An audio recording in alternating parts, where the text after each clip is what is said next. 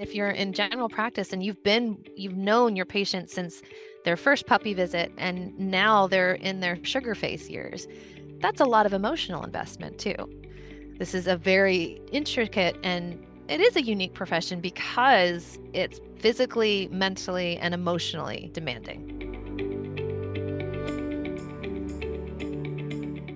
Hey guys, welcome back. We've got another great VetFolio Voice episode for you.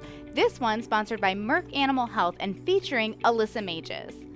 I have no idea how it has taken this long for she and I to connect because she is just a delight to talk to. She's got such great insight into the animal field, not just veterinary medicine. Owing to her vast and varied experience from research to clinical work as a CVT, experience with multiple different species, and also in management and leadership. And that leadership part is what we focused on for this conversation. We joked that we covered kind of all the buzzwords. The overarching theme was this word we hear so commonly in our field these days, and that is well-being. But we also talked about burnout, work-life balance, work-life integration. We dug deep in this episode, and Alyssa was an amazing guest. Some of the inspiration for this episode stemmed from the folks over at Merck Animal Health, who've been working with a research team and several industry partners since early 2017 to better understand veterinary burnout, well-being, and mental health using validated tools. In 2024, Merck revealed findings from their fourth biennial study in which they analyzed for the first time the entire veterinary team. Not just veterinarians, but also veterinary technicians, veterinary assistants, practice managers, customer service representatives, the whole team. And the intent with this research and subsequent peer-reviewed publications was better support of the veterinary community by developing key action items and tools of which both veterinary professionals and their employers could utilize to help improve overall well-being in the veterinary field. All the Merck Animal Health well-being publications and many of the subsequent resources can be found at www.vetwellbeing.com. So if you'd like to learn more, absolutely head over to that website and check it out. Alyssa and I broadly touched on several of these findings and some of the solutions discussed in our conversation here. And I will not keep you in suspense any longer. Let me go ahead and introduce my guest, Alyssa Mages. Alyssa is the Chief Visionary Officer, or CVO, of Empowering Veterinary Teams, where she oversees the content development, clinical skills training, and overall vision of the company. She co-founded EVT to provide training programs, race-approved CE, training materials, and coaching and learning opportunities for veterinary practices, as well as content development and training directives for veterinary industry service providers. Alyssa graduated from the University of Rhode Island with a bachelor's in marine biology, which led her to the education conservation track. Ultimately, her desire to learn and do more led to her transition to the veterinary field, where she attained her associates in veterinary technology from Manor College and added CVT to her credentials. She has over 20 years of veterinary experience and has worked in numerous sectors of the industry. Throughout her tenure, she's held multiple leadership roles, including lead veterinary technician, adjunct professor and education development coordinator. And as her career has shifted along with EVT, Alyssa is also thrilled to be a member of the board of directors for Possibilities VetMed and Give, an advisor for Blend Vet and the director of Mentor Vet Tech, as well as the co-founder and director of veterinary strategy for Nurture. That is quite a list. I am very impressed with all of the things that Alyssa is able to juggle. And if that isn't enough, she's also excited to be working with various industry providers as a key opinion leader and speaker.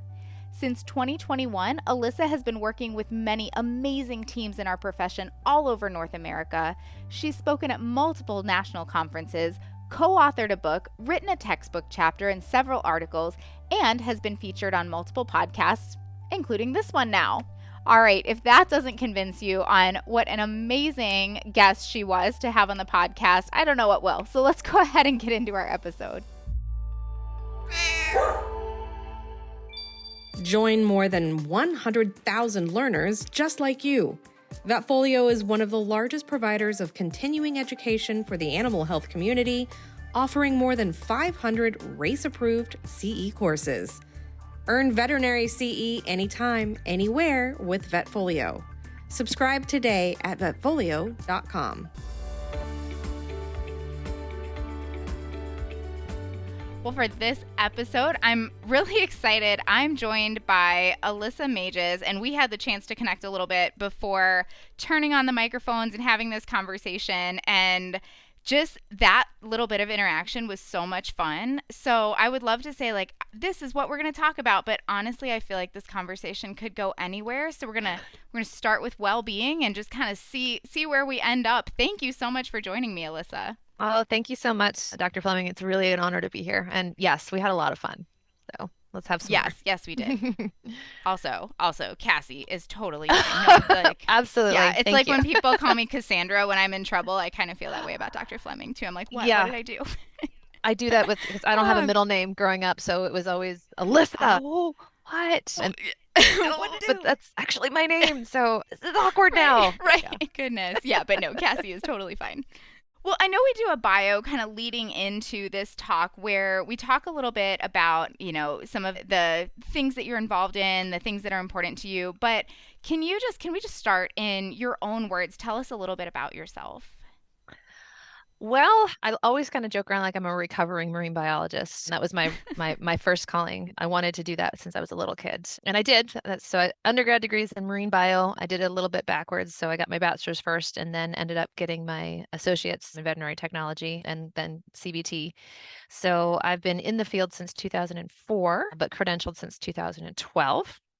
I've worked in marine, wildlife, exotics, large animal, ER spec, GP, academia, lab animal. Like I dabbled in a lot of it and really found that I loved the education piece and then combining that with clinical skills training and learned actually how much more important human skills were too. So fast forward and actually reverse now. So I left clinical practice in 2020 to launch Empowering Veterinary Teams. I co-founded that with one of my best friends who is not in the veterinary space, which has been brilliant to have that external perspective. And so we co-founded Empowering Veterinary Teams, EVT, to really focus on the support team members and give them the tools and the support they need to empower themselves. Did that, name title on purpose. I can't empower anybody, but I can give you what you need and be there with you to empower yourself. So that was the first foray out of traditional, VetMed practice. I still would pick up some shifts here and then and kind of expanded that into different realms. So I'm now also the director of Mentor Vet Tech, and I speak for several other organizations throughout the industry on various topics, some clinically based, and also well-being is a huge focus of mine, mentorship. I'm on the board of directors for Possibilities VetMed, an advisor for Blend Vet, and a new nonprofit that will be coming on the scene in the next year, which is focused on access to care, which I'm really, really excited about. So I'm involved in a lot, but it's on purpose. It's a very intentional thing. And majority of my career was in emergency and ICU. So even in my anesthesia training, just treat it like a steady state of emergency. So now that I don't have to do that, but my brain is trained that way, I can just get stuff done, which is important. Because when I'm not hanging out and doing things veterinary, I do have two younger humans. I have a 16-year-old daughter and an 11-year-old son, and I'm very fortunate to have a phenomenal partner. My husband, Paul, is just always there in a rock, and my family's nearby, and we go camping and hiking and get out in nature and do stuff. So I definitely have learned how to say no as a complete sentence. I didn't for a while. So it's been a journey, and I really like where I've landed. The original thought process was to be a veterinarian, and I pivoted. And here we are. Absolutely. Thank you so much. And I'm so glad you said that kind of in your own words because like you said, you are involved in so many different things. And I kind of love the dabbling. I found myself dabbling from time to time. And I love the way that you put it because it's not, it's not like, oh, well, I can't find like one thing to commit to and I can't do that. It's like, no, but there's so much that we can do and be involved in. And I think you gave us the perfect segue kind of into well-being when you said you've learned to say no as a complete sentence, which, it's a struggle to do. Even once you've learned that skill, it can be a struggle to do it. 100%. So, using that segue into well-being, I mean, we talk about this as kind of this nebulous concept. How would you define well-being? That's a great question. I joke around with people. It's like, it's not the woo-woo, it's the what.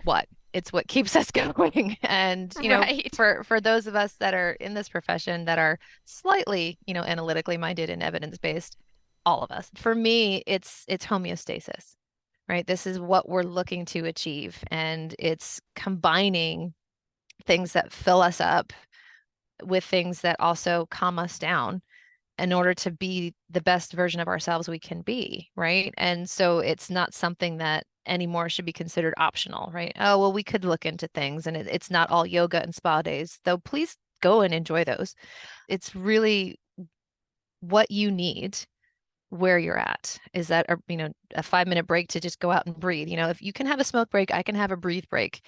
Is it, having a different section in your practices that have food that other people can eat? Like, I'm gluten intolerant and vegan, so pizza parties have a whole other new definition for me, right? This is not actual good incentivization, and I can't eat it, so no thanks. Um, so I think it's something that I don't think I can define. I can define what it is for me. And then it really depends on where I'm at on any given day, right? I didn't used to really like meditation at all until I got involved with Mentor Vet and learned that guided meditation is a thing. Great. That taps into my rule person. Yeah. And it's You gotta amazing have somebody there to to do be that, like, like, breathe. right? But it's the tip, Yeah. whatever that I don't want to misspeak. It's what the music, the bowl, whatever bowl that is. Oh, And the singing the bowl. singing bowl, right? Yeah. I love that thing. It's instant, it hits, and sometimes I'm like, oh, and I'm crying. Okay, that needed to happen. Oh. I had no idea. Yeah. And so it's really, I think for me, my well-being is just keeping that open mind and just being aware of what I need on any given day. And the other part of it though is communicating that, right? To myself internally. It's like, no, yes, I know you want to go to the gym, but you have Ehlers-Danlos and you can't today because things hurt. Right. Okay. What else can I do then? Oh, don't forget to tell people that you live with that you're kind of cranky because they're not going to know. And then everyone's well-being suffers. So I think a big part of it too is taking into consideration the skills that we don't get a lot of work on, right? So what is your emotional intelligence at? Do you understand how to be empathic, and saying that instead of empathetic? It's different, right? It hits differently. And what are your communication skills at? Do you understand what conflict management is and why it's not a bad thing? And learning for me is my well-being. I love to learn new things. So it really depends on the day and the situation and the individual. Absolutely. And I like what you said there about, communicating these things with yourself, because I think it can sometimes, it feels good to say, yes, I can do that. Yes, I can take that on. And I know, at least personally, I've said that and then, later been like, why? No, I can't do this. Why are you asking me to do this? And I'm honestly kind of like mad at the other person for asking it of me. When really it's that check in with yourself to say, well, well, why did you say yes to this? And Mhm. and then communicating that with the people around you of where you're at, and allowing that to be variable from day to day, and kind of accepting where you're at in that given moment is kind of what I heard you say. Is that right? I would absolutely, and it doesn't mean that it always happens, right? Like I Right. definitely, it's a journey. There's some days, and my kids are like, "Mom," like, right. So what I meant to say was what I really. Right. So it's definitely a work in progress, and I think that's the thing to remember too. Is perfection is not attainable, and I'm a total perfectionist. I have a lot of A's in my name, right? So that type A personality is something I've always identified with until I'm realizing that it's not healthy. And so that acceptance part that you mentioned, Cassie, that's the hard part, right? Is, we've all been kind of swallowing that, well, everything happens for a reason for a long time. And it was not until recently I was chatting with a good friend, Lila Proenza. She is a Zoo Med specialist. She's Oh, amazing. yes, I love Lila. Oh, if you have met her and I don't know if we could actually have a conversation. Yeah. She's phenomenal. But she talked to me about radical acceptance. I was like, ooh, because I know radical candor. So tell me more. And it's essentially, you don't have to, no, that bad thing that happened to you did not happen for any reason. It simply happened. And so accepting that it happened and then finding the tools and the way forward with it. 'Cause you can't get over anything. Like, get over that heartbreak. They died. Get over it. That's number one, hurtful and rude. And number two, not doable. You get on with it and you bring it with you. And that really resonated with me. And so that's where my journey is at now, is in that acceptance piece of like, well, my body's shifting and changing and I do not look and feel like I did in my 20s. Well, you've had 2 kids and you've lived a life and you've had 7 knee surgeries, right? A bunch of other things. The acceptance part is the hard part. And then remembering that it's not just you that has to accept it, but you have to explain that why you're going through this to other people. It's a lot, right? And that's why I think when I go back to the original joke of like, not the woo woo, it's the what, it is. It's the what. It's the what you're going through and what that does for people on your journey with you. Sure, sure, what that means.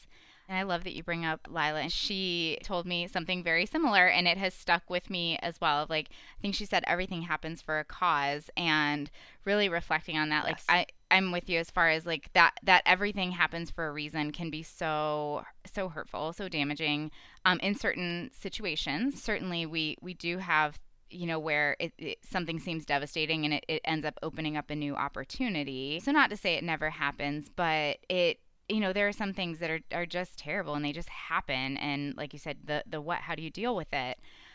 Moving over to kind of an equally jaw tensing term, work-life balance. That's another thing that we talk about. Like, yeah, you're like gritting your teeth here too. That's, kind of another hot topic in the well-being space, and one of those things that is, can kind of be hurtful in certain situations, hard to swallow.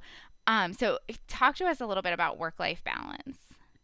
Again, it's another thing that is super personal. But yes, you read into that. Like, we're on camera. None of you can see us, but I was definitely like, like growling, grimacing. My facial expression was less than pleasant. I don't agree with it because I feel like it's never in balance, right? When you're at work, you're there 100%, and when you're at home, you try to be there 100%, and then sometimes the boundaries get crossed, and it's just, well, how do I balance doing all of the things? And we're just going to keep name dropping all over the place. I think Andy Rourke was the one I heard say work-life integration.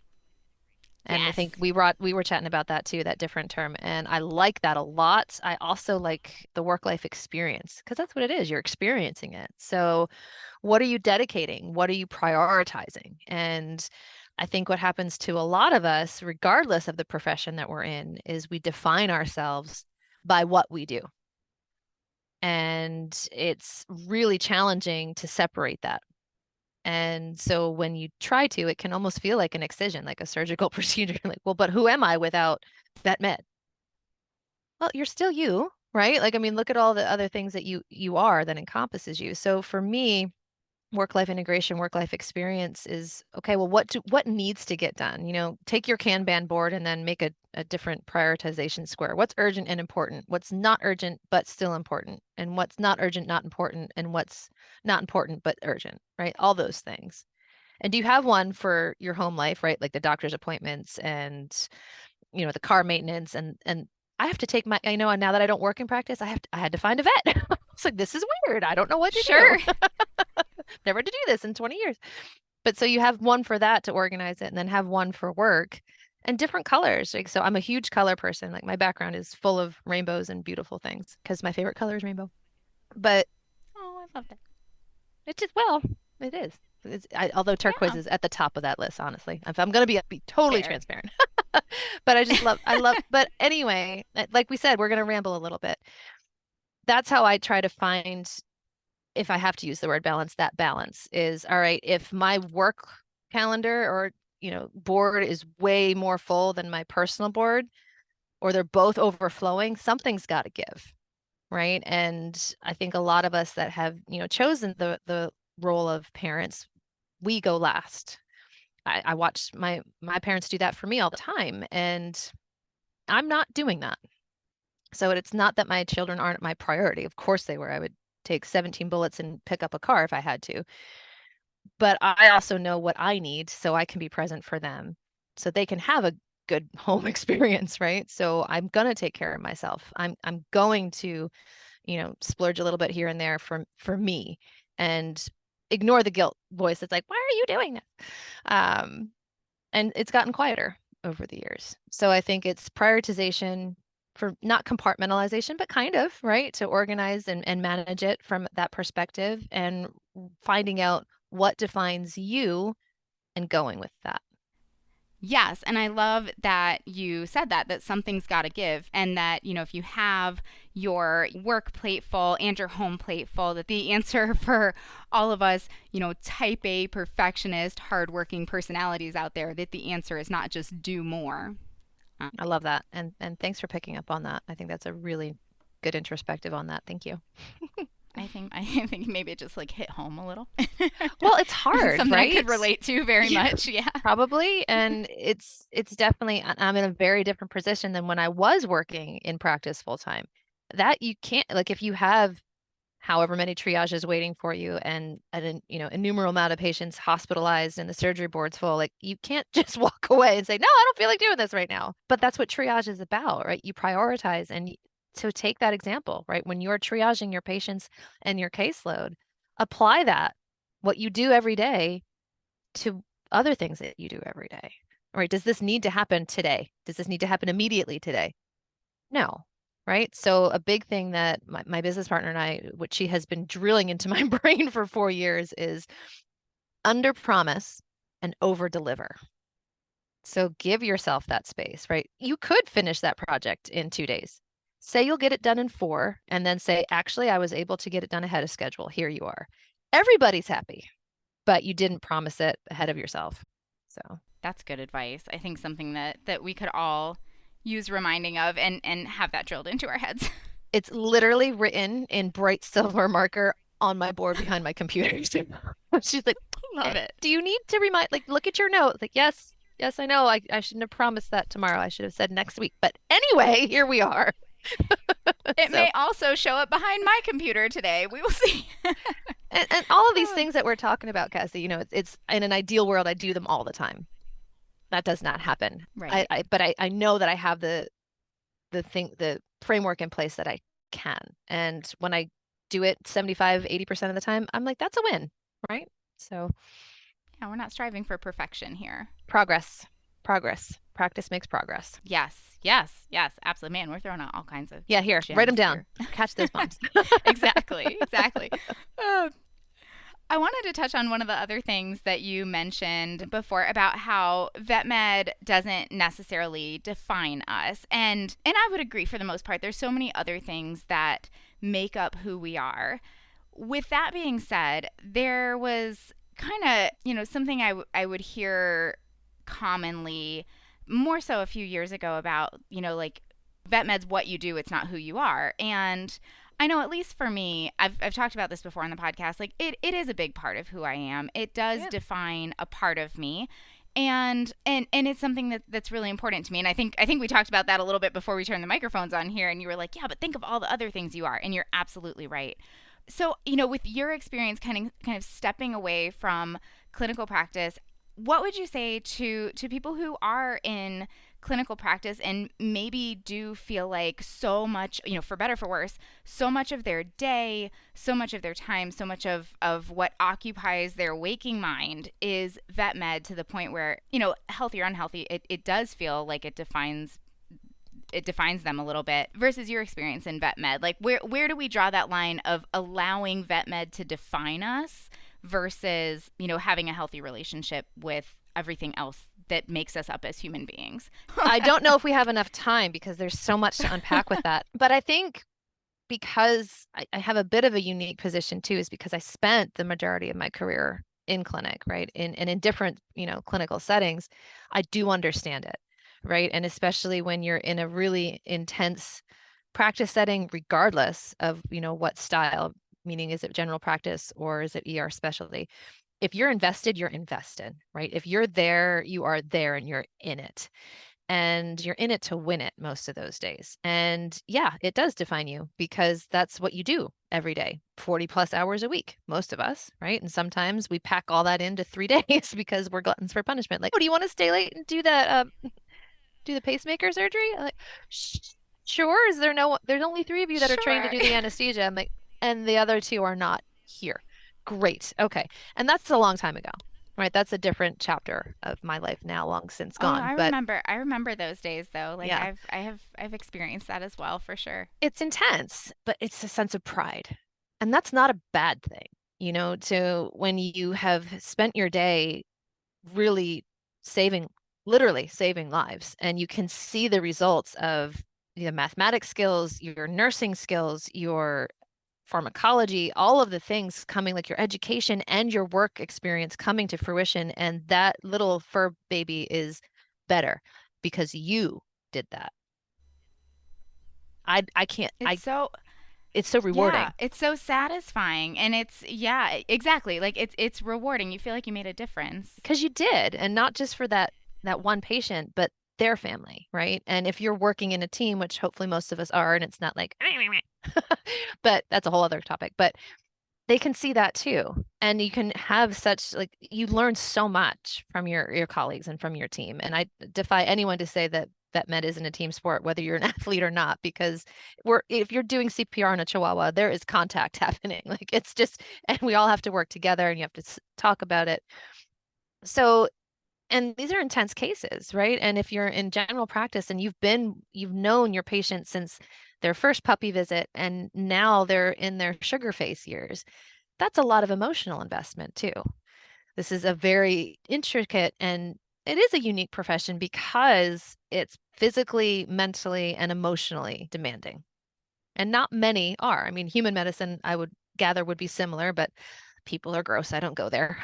I give nurses and doctors, it's Sisters of amazing. Well, because we can, it's our own humanity, and I don't want to touch that. It's like, you no. stay over there. But I think for me, what became the turning point for me was, I was fostering kittens, I was in vet tech school, and I was working 40 hours a week. My whole life was VetMed.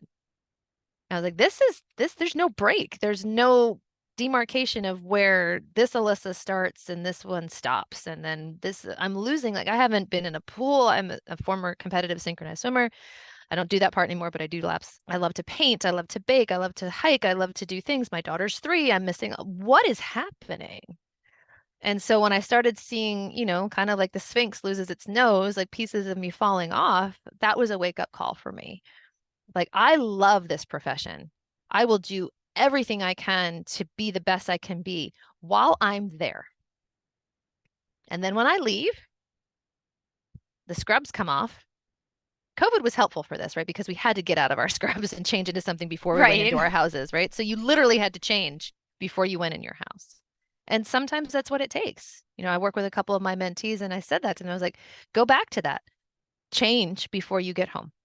Or have a little empty metal bucket and keep like a pocket of change or some nuts and bolts and pick up a handful, and however many things were holding you down at work today, drop them in the bucket so you get that auditory and physical sensation of I'm leaving it at work and I'm done. So those helped me while I was in practice, and then transitioning out of practice and where my office is in my house. My commute is 26 stairs, from the second floor down to the Love basement. that. It's my favorite number. So happy. Well, I can do laundry and I can do this and no. So it's making your schedule, having 4 different calendars if you're a little problematic like myself and need that, right? I have the family calendar, I have the work calendar, and I have the separate project calendar so I can keep them all. And I like to write stuff down because I'm in my 40s and I still like physical things. So I'm not old, I'm just experienced and I know what I like. And so it's really, I like to be surrounded by colors. So I have a lot of colorful things in my office, and our house has a lot of different things, but there is a door. And when I walk through that door, I'm in work mode. And, I've talked to my family about that. Like, if you need me, you need to knock, or I'm going to put a sticky note out there that's like, hey, I'm recording, or this is what's happening. And getting back in touch with what matters to you, right? It doesn't mean that it matters more or less. It's not a competition, right? I mean, think of it this way. I am a daughter. I'm an only child, so I'm a sister-in-law. I'm a cousin. I'm a niece. I was a granddaughter, a friend. I have all these other titles. I'm a vet tech too. That's part of it. And it does define me. I'm very proud to be a veterinary technician. And I use that word very intentionally. And it's a part of the bigger thing, right? There's so much more out there that Alyssa can do. Like, I'm a singer, I'm a songwriter, I'm a speaker, I'm a this, I'm a that. Not one thing defines me. All of that does. VetMed just happens to be a big part of it and a highlight, and I like to talk about it. And that's okay. And sometimes you don't want to talk about it, right? It's the profession we love to hate and we hate to love. says everybody in Amen. every profession everywhere, right? Like I would imagine so. Like I don't understand the financial world or engineering or the food service industry. I don't live in that space, but I would like to think it's a human experience. So let it define you, just not entirely. Don't let it consume you. That's the word I was looking for. Define you, yes, but consume you? No, you're more than that. You did such a good job of explaining that, even to me, who's like, no, but it does define me to a point. And yes, exactly. Like it can define you, just like, like you said, with the kids, they're my world. I, like you said, lift a car, 17 bullets, absolutely. But being a mother isn't the only thing that defines me. It's a part of me, but like you said, finding all those different pieces and putting them together and letting them all define you and not letting any one of them just take over and consume you, because it's all these different pieces of us put together that really make us who we are. And I think it's easy to become consumed in this profession. There's always somebody who needs your time, needs your attention, needs your expertise, and you legitimately can help, and that's what we want. We are a lot of times helpers by nature. And I remember, I think it was either last week or the week before. I think it was last week, where I had someone who was asking me to do something, and I didn't have the bandwidth in my schedule. I didn't have the ability to meet their need. And it was something that was important to them. And because it was important to them, it was important to me. But I remember very clearly saying to myself in my head, you cannot be everything to everybody all the time and be okay. You're gonna have to let this one go, and there's somebody else who can handle this. This isn't your burden to bear right now. And that was so hard. It sounds like, and then I just let it go. No, I didn't. I felt terrible. But it's those little moments of drawing that line, creating that boundary, saying, I can't take this on right now, that really lets us stay in this wonderful, terrible profession that we're in. Yeah, absolutely. It's like when you're sending an email and you meant to get back to them earlier, and instead of starting off with, I'm sorry, I'm so late getting this to you, is that thank you for your understanding. It's not that big of a shift, but it is really hard when you first start typing that, right? I excessively apologize, and that's another thing I'm working on. We actually created a sorry jar for my mom and I, because my mom will apologize. Oh, sorry, it's raining today. I'm like, because you control the weather. Don't think you need to apologize for that. Yeah. Yeah. So it's another little thing, right? So it doesn't make it mean it's easy. None of this is, right? It is a bit, Right. it's effort. It's not necessarily work, it's effort. And I think if you It is.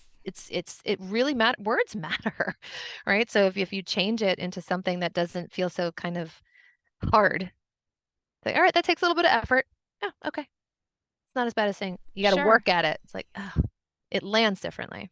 So It does. It does. There's those connotations there that really they frame everything a little bit differently. mhm.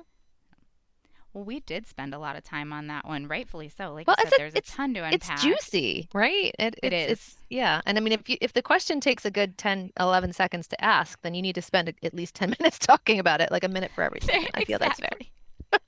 I love it. I love it. Good little like rule of thumb to keep in mind as we're doing all of this. Another gem. Um, We'll just keep uncovering them. We're good at that together. yes, yes. I'm writing them down. I hope everyone else is too. Well, we in the interest of time here, which we kind of knew that was going to be an issue, because I feel like just this topic in general is so, you can never finish covering well-being. No. But as we're kind of, coming up on time here, I want to touch on another sort of buzzword in VetMed, in well-being space, and that's burnout. Mm. Can you talk to us, on the heels of not letting VetMed or any one part of our lives consume us? How does burnout play into all of that? Directly, right? And it's Sure. something I like to it's I joke, but it's not funny. And it's something that can hit within a couple years of being in the profession, or several, or decades. You just don't know, right? It's a cumulative thing. It's, It's different from compassion fatigue. They kind of get lumped together. And I'm definitely not an expert. I've lived it, and I've done some research on it, and I work on it in the mentorship spaces very frequently. I kind of made a joke about it. Well, you're feeling a little crispy, aren't you? A little clinically crispy. You're a bit dog tired, ha ha. And I was like, oh, that's a good idea for a talk. So I wrote one, and that's what it's called, Love it. clinically crispy and dog tired. And it's very easy to do for all the reasons we've already discussed, right? You are incredibly invested on all three of those levels of physical, emotional, and mental. And you keep going, you keep going, you keep going, you keep going. And then all of a sudden you don't know why you're doing it.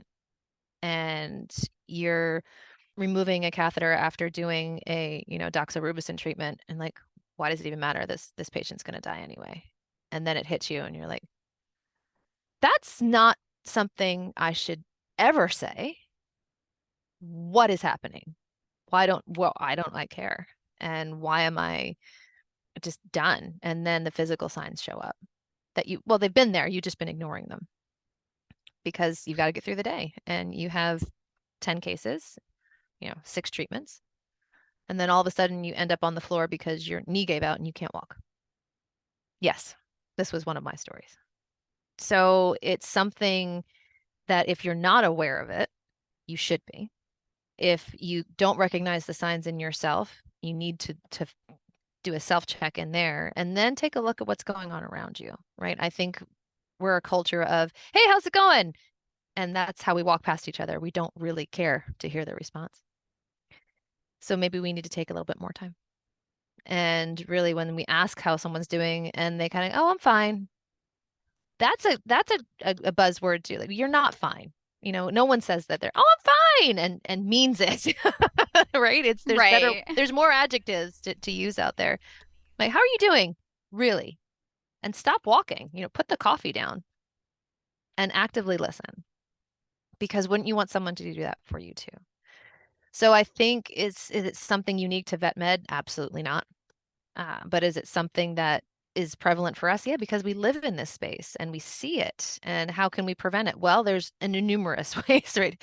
How do I love thee? Let me count the ways, right? So it's looking at what your patient to caregiver ratio is, ensuring that there's adequate ways to progress in everyone's career.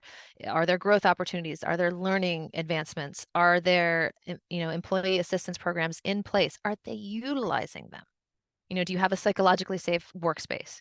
Meaning, can people mess up and they know it's okay? There's so much that goes into preventing burnout, but the first step is recognizing it in ourselves. And that can be the hardest part of accepting that you can't do it all. You can't take on any more. Mm-hmm. You've hit your limit in more ways than one, and you have to make a change because I don't know, sometimes it can be easier almost to like live in that numb space, at least in the short term, and rather than have to take definitive action and make a change to fix it. Making a change is scary, and telling yourself you have to do something different is scary, and admitting that you can't carry the load that you've been carrying is hard. And so I love that you kind of wrapped it up with that like you have to recognize it in yourself. You have to realize what's going on. If you're not experiencing it, then I think that's a really important point you made, to be aware of the people around you and be willing to ask and see truly how the people around you are doing, because you might need that. You might be the person who can say like, help them understand, maybe you're not doing okay, or vice versa. Maybe it's that person who stops and actively listens to you, who can help you come to grips with like there is something wrong, whatever that may be. That's a great point, Cassie, too. It is the hardest part, is seeing it in yourselves, because none of us like to sit around and stare at a mirror, because then I'm going to pick out like, oh, there's a hair there and that pore is a little big, right? So it's doing that deeper dive and that self-reflection, and keeping in mind too that those of us that have those unspoken, what should be spoken about, privileges, it's much easier, right? And well-being and burnout and things impact different people very differently, and being also aware of that too. That's emotional intelligence right there, is self-awareness and social awareness. They're both really hard, and we're going to mess up. And the big part is being honest with that and owning it, unlearning the stuff that you don't need to keep in your brain anymore and relearning things that matter and recognizing that DEIB is someone's well-being. It's all of our well-being, right? We need those different perspectives. We need to make sure we meet people where they are with what they need. We need to create those spaces that are inclusive so people can feel like they belong. It matters.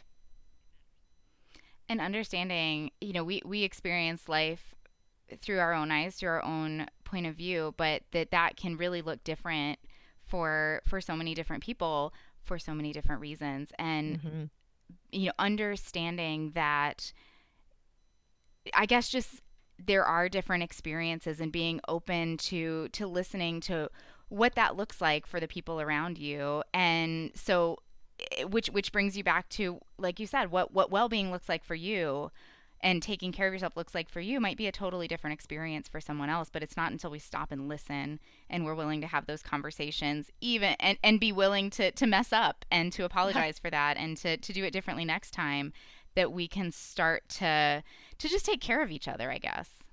Yeah, it's so much harder. You have to choose to be unkind. Sure. Be kind. Simply be kind. Just be kind. Just be kind. That's a good point. I do, like, a lot of times when I'm feeling like stressed out, I'm about to walk into the building and I'm like, oh gosh, like, here we go. I'm not a morning person. Like, am I awake enough to do this and all this? And I'll think to myself, I'll be like, you know what? Just be kind, be open, and it'll be okay. And you'll make it through. And that I usually do. It's amazing. Like you said, it's easier sometimes to be kind in those moments. That whole smile and frown thing, right? How it takes more muscles to be right. like this, and then is that true? Smile. I always wondered if that was true. It's funny because I've been doing this a lot lately with my 11-year-old. Like, really? I'm like, well, let's look it up. I'm like, I was wrong. How many of us like admitting that we're wrong? No, but that's how we learn, right? So I don't know if it's actually true, and we're going to have to, those of you that are listening, let us know. Like, Google it and let us know. Oh, I can't. No, I couldn't wait. I had to go for it because I have to know. Okay, so according to Wikipedia, it says frowning requires 11 muscles, while smiling requires 12. So it's wrong. We can just call them equal. It's okay. It's still a good adage to have. It's still easier to be kind than to hold on to, any, the judgment, unkind thoughts and things like that. It hurts everyone, right? Being unkind hurts everyone, and being kind helps everybody too, right? So there's a really bumper sticker that I had on my first car that is probably not appropriate for it, but it was, don't be there. That's it. Just don't be a jerk. That's not hard. There you go. Don't be a jerk. No, because that doesn't involve frowning or smiling. It's just yes. No muscles involved. No muscles required. Just don't be a jerk. Well, and now we're getting into like you said, like DEIB, and making sure that you're kind and you're open, but also setting boundaries and taking care of yourself. So we're going to need about 2 more hours here to unpack all of this. Yeah. So we would just have to go have a coffee or a drink or something at some point and take it offline. Absolutely. And sing karaoke. We talked about doing that at one point. Like, yes, please. Yeah. I love it. I love it. Well, Alyssa, this has been so much fun and such an amazing conversation. And I really appreciate you coming on and you sharing your perspective. I would love it if we could do it again sometime because, just as we pointed out here, there's so much more to say. But thank you so much for coming on the podcast and being a part of this conversation. Well, Cassie, thank you for including me and making it really an enjoyable experience. Like, this is a conversation you can sink your teeth into. I hope so. I really enjoyed it too. Thank you so much to Merck Animal Health for making this episode possible. And Alyssa, it was so fun to talk to you. Thank you for joining me. And of course, a huge thank you to everyone out there who tuned in. If you enjoyed this conversation, visit www.vetwellbeing.com to learn more about the newest 2023 U.S. Veterinary Wellbeing Study and specific identified solutions that you and your employers can take to help decrease burnout and improve well-being. Please leave us a 5-star review wherever you get your podcasts. It'll help other veterinary professionals like you find this and other great content we try to put out there. For more episodes like this, click on the Education tab on the VetFolio website. As always, we'd love to hear your input on this talk, as well as ideas for topics you'd like to hear from us in the future. Feel free to reach out to me at dvm@vetfolio.com. You can also visit my Facebook page at Dr. Cassi DVM, and you can find me on LinkedIn. And remember, if one animal is better off because of you today, it's a great day.